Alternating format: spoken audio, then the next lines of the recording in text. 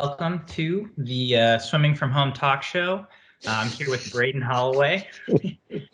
I'm at home. Yeah, we're all at home. Yeah. We're trying to swim somehow, I guess. So the last time SwimSwam spoke with you was at ACC's. Can you give me just a quick rundown of kind of your thoughts on that on men's ACCs? I guess women's too. Yeah. I was fairly happy with how it went. I think it kind of went kind of how we thought it about where we would be. Our women this year, we maintained a pretty good roster, a pretty good team. Lost a few areas to graduation, but we had some good freshmen coming in. So I felt like overall we were going to be pretty good again. This year we put a pretty big goal on NCAA's.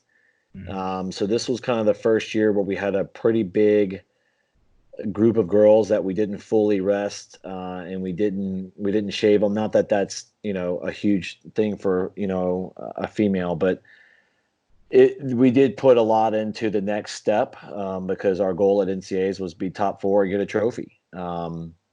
We've never done that. The highest we've been is 7. So I was happy with the way we performed. I think some were a little bit better. Some I was kind of hoping would be a little bit better, just getting into the heat of the moment of conference. But overall, I was happy with the women, and how we performed. And as far as the men, this was a very different team for us this year. Obviously, last year we graduated some pretty big studs. And so for us, it was a lot about kind of the next tier of guys, the up-and-comer guys.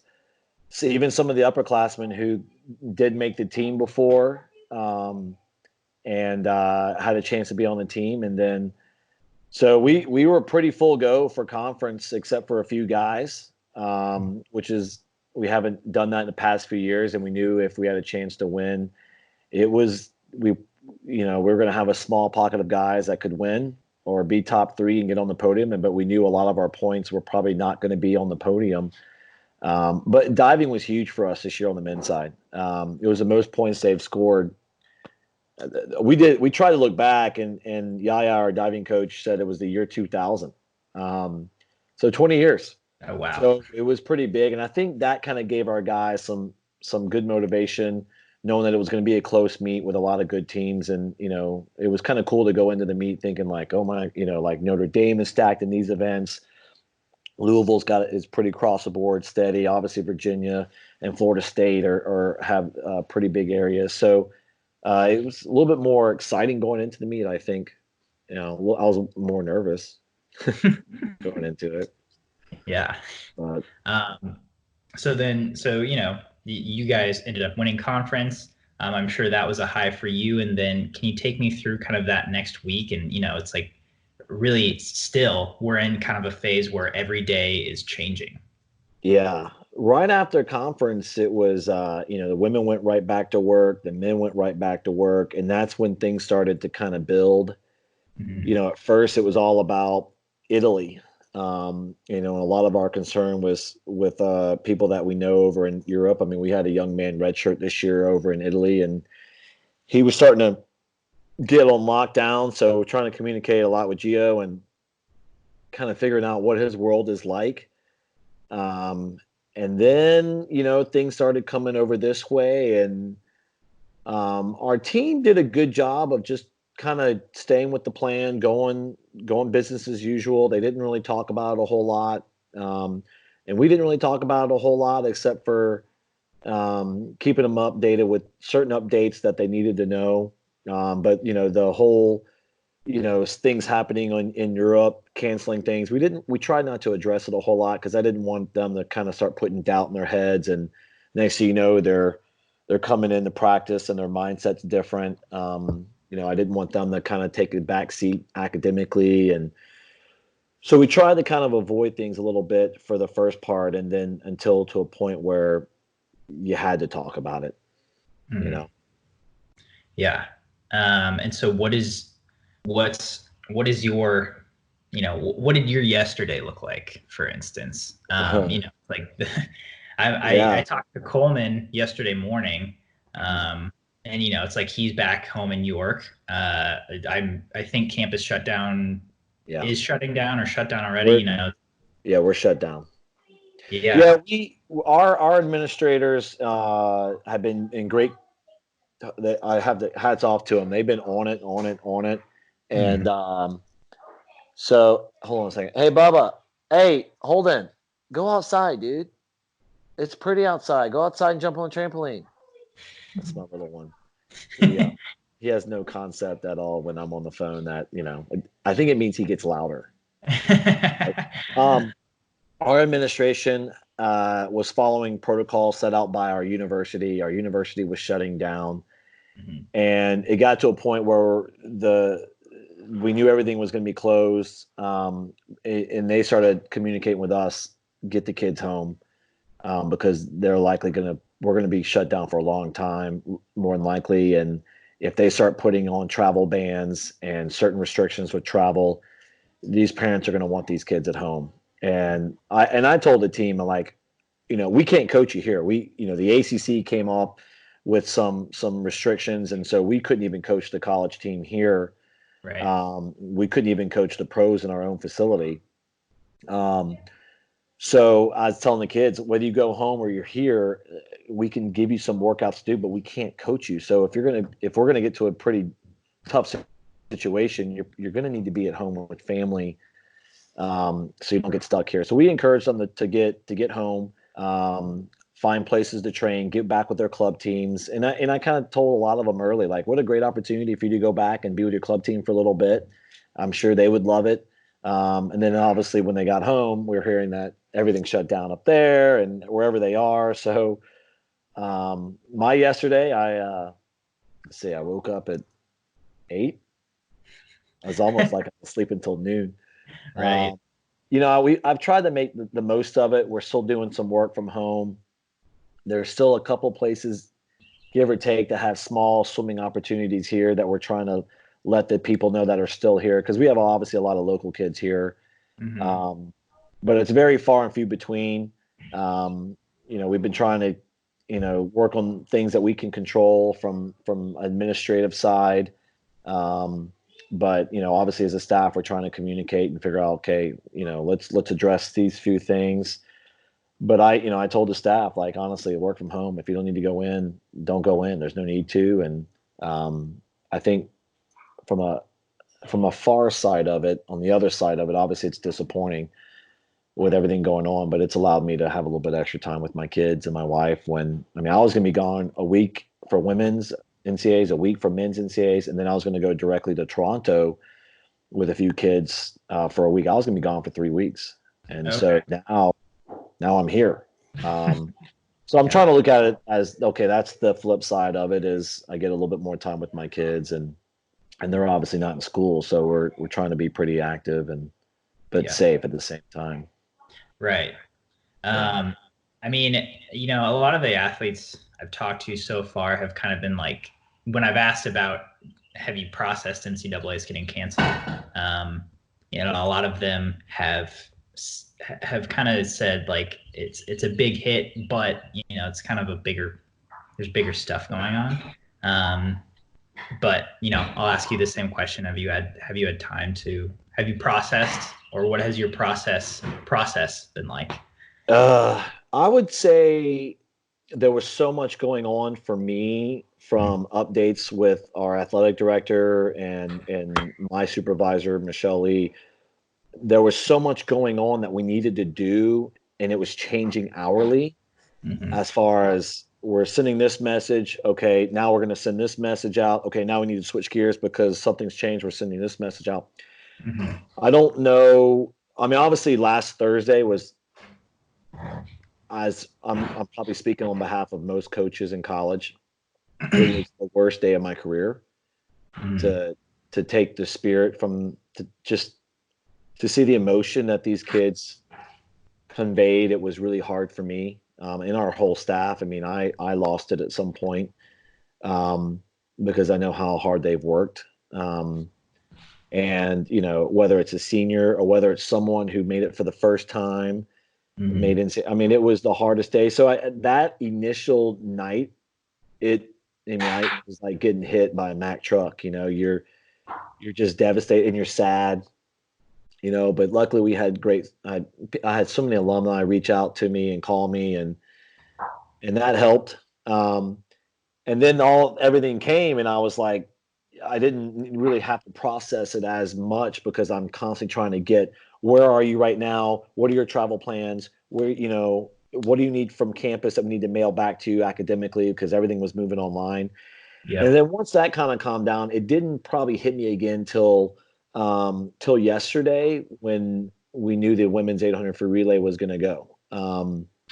2 straight years, I scratched it because I was like, we're teetering on maybe getting 16th with the girls that we have.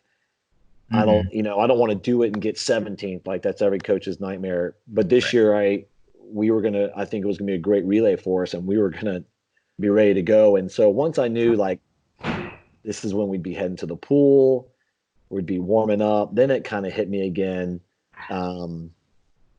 Not as drastically as the first time, like last Thursday, but it kind of hit me again, and that kind of stunk. But I think what's helped is not like this is a good thing, but they understand it's everybody. It's not just NC State, right? It's everybody. And I think it makes it a little bit easier to swallow that I'm not alone, Yeah, definitely. Yeah. I mean, and it's not just, not just swimming or not just athletes, like, yeah, everybody. Right.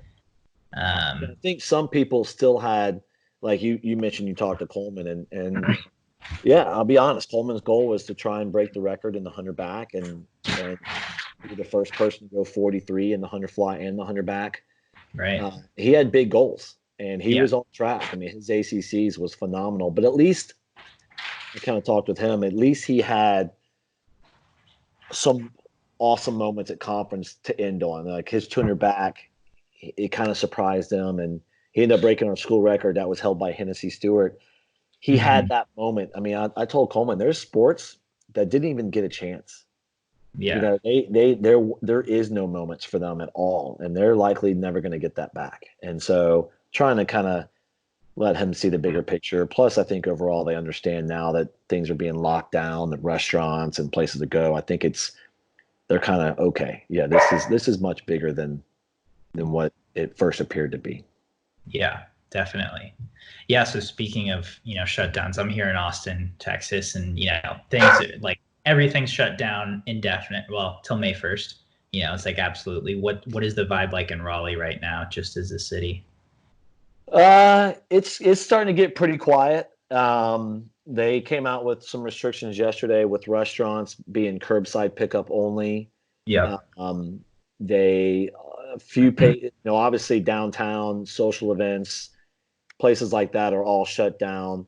The grocery stores you can't obviously get anything at the grocery store, like hand sanitizer or anything like that. It's, you can get other stuff all you want, but some of that stuff, people are working from home. The streets are fairly clear. But I think right now, I think from my perspective, Raleigh's doing pretty good about doing their part. I think a lot of it is, acting like as if you have it, right? Or someone was saying, acting like you're a carrier and try to make decisions that way. I think Raleigh overall is doing a great job. I think the big thing was the school system. We're still trying to figure out, my kids are still trying to understand how this is going to work from school, learning remotely. And so I brought another computer home that I had at work. I think it was like my first computer when I got there. And so to kind of prepare them, okay, this is going to be unique, and this is going to be a lot of accountability on their part, and from a parent's perspective for us helping them. So definitely. How old are your kids?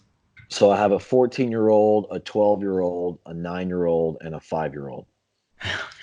That's a lot of learning. The dog that you just heard barking isn't going to help the whole situation. Absolutely. Yeah. When I was talking to Coleman, he has like 4 dogs and 3 cats, and he has a lot of animals. Yeah, and they're all named people names. Like Yeah. he's got a new dog named Henry. Right. So yeah, I think Coleman, he's just, he's got opportunities right now in other areas. So I mean, I asked him, I was like, are you, with the potential ISL thing going for him, I mean, are you satisfied enough with your career to not risk losing something? And he's like, no. If I had a chance to get that whole year, I would do it in a heartbeat. I still have unfinished business, but I understand it may not happen. So I think he's more, he wants to just know what he needs to mentally prepare for. Right. Yeah, which I mean, I know yesterday morning we had talked about that, the potential of an extra year of eligibility, and then the NCAA. Well, I don't think there was not an official announcement, but we reported this last night or this morning that, it's unlikely, which doesn't give any answer. But Right. yeah, I know a lot of people just kind of, still up in the air. Yeah. I mean, you think about so many of those seniors that are, there are a couple of kids that I can easily think of that are going to be, highly sought after for ISL teams that, Yeah. I mean, if they had that chance back, I think they would, in college, I think they would all do it. Right. Because of that one moment that, that shining moment, Yeah. Yeah, definitely. It's hard. I was saying to him, like, couldn't this have just like been pushed 2 weeks later? But obviously, that's not the point in right. the big Well, picture. the day it all announced, I was on the phone. I'd go, you've been to our pool. There's like a little lifeguard office off the Right. pool deck. I'd go in there for 5 minutes. I'd come back out. I'd go back in for another 5 minutes. I mean, I was constantly getting updates Yeah. about what was going on because the ACC made rules first. And so all of a sudden, I'm like, we're out. The NCAA didn't say anything, but we're out. And then I'm kind of like, how am I going to tell these kids that the ACC is out, but currently everyone else? And then 30 minutes later, I think the ACC knew it was coming, so that's probably why they did it. Yeah. I mean, I remember when I saw that report on our site, I'm like, it's over. Like they can't have NCAAs without like a whole conference. Oh yeah. Well, we got room from the hotel earlier that day that a couple of Pac-12 teams, 12 teams canceled their rooms. Oh wow. And I asked my staff member, I'm like a few of them, and he was like, no, all of them. I was like, uh-oh. Oh. That's not a good sign. Yeah. Um, but I think you Wild. just gotta put things in perspective and realize how important life is and how way more important it is than just the sport of swimming. Yeah, definitely. So kind of on a similar note, has there been things in the last week that have been particularly helpful? Whether that's people or practices or just things you've incorporated into your daily life or things you've come back to that have kind of helped you move through this process. Yeah, I mean, I think, my wife was a swimmer in college, and so she kind of she gets it, right? And when I'm on a phone with a recruit or if I'm traveling, like when I'm traveling, it's a tough time for her, but she understands why. Yeah. So I think just being able to talk with her, vent with her, I mean, Thursday, obviously last Thursday was a tough day, and um she was out of town, and we didn't get to talk a whole lot. She was actually traveling to Atlanta with my two girls for a swim meet, and then got there and it was canceled. So, but we have good friends in Atlanta, so she stayed for 2 days. But then kind of coming back and just being able to vent, just let it out, And I think, my kids kind of get it, right? And so I just think having family close by to be able to kind of talk through it and make sure we're taking each other's backs is huge. I'll be honest, I haven't been exercising a whole lot until recently, which is kind of nice. Yeah. So just being able to go out for a run and let my mind go where it wants to go, is kind of just giving me some peace of mind. And honestly, the team has done a great job. We use it. They communicate through, an app. And they're all right now everywhere, and most of them can't swim at all. And so it's kind of funny. It's I love it. I love seeing it. But they are literally taking pictures of themselves doing so many different things with their family. We had one young man take a picture of himself, and his mom and dad is in the background doing one of the cardio workouts we gave him. He was like, "Mom and dad are struggling, but I held strong." I mean, we had one kid take a video of himself doing squats with a limb. Yeah. Up on this trail in the mountains, and I mean, and it's so they're doing a really good job of just one, like, Eric Knowles, one of our captains, like, I'm going for a 5 mile run, and then one guy responded, he goes, I'm gonna go for a 5.01 run, and then next thing you know, they're getting up to 6 miles. So I think they're doing a good job motivating each other, keeping everybody kind of into it, while they can't really do a whole lot right now. Yeah. Yeah. Well, cool. Any closing thoughts you have? No, it's kind of cool that you're doing this, and I look forward to watching different videos, because the sport world it's a little quiet, and the other day I watched a 30 for 30 about the Detroit Pistons bad boys, and Oh yeah. I was like, I'm going to end up watching like 100 of these things by the time this is all over. But I know the entire swimming community is hurting and wondering what's going to happen with the Olympics, and hopefully the swimming community can just continue to have one voice, and that being the athletes first. So we'll do our part wherever we can here at NC State to keep everyone safe, and do our part, whatever the country's asking us to do. So I appreciate you covering the sport, even when there's not a whole lot to cover. Yeah. I don't have any. Yeah. Do my best. I had cinnamon rolls this morning, but no pancakes. Exactly. Pancakes with coaches. Right. Yeah. I'll just make pancakes every morning, and then we'll do an interview. That sounds fun. Yeah. No, I appreciate you letting me come on and sharing my thoughts. Absolutely. It's good to hear them. Awesome. Cool. Well, thanks a lot, Braden. All right. Thank you.